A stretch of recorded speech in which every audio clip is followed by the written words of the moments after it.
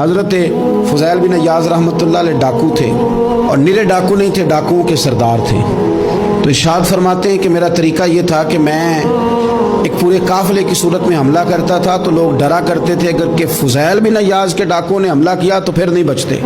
ایک دن گزر رہا تھا تو ایک قاری صاحب آیت پڑھ رہے تھے، لا تقنطوا من رحمت اللہ، اللہ کی رحمت سے کبھی نا امید نہ ہونا، ان اللہ یغفر الذنوب جمیعا، بے شک وہ سارے ہی گناہ معاف کر دے گا۔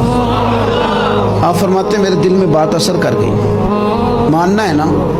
اس نے نہیں ماننا، اس نے 6666 آیتوں کا ترجمہ پڑھ کے بھی توجہ نہیں کرنی۔ آپ ارادہ کریں نا، آپ اپنی دل کی زمین کو زرخیز بنائیں۔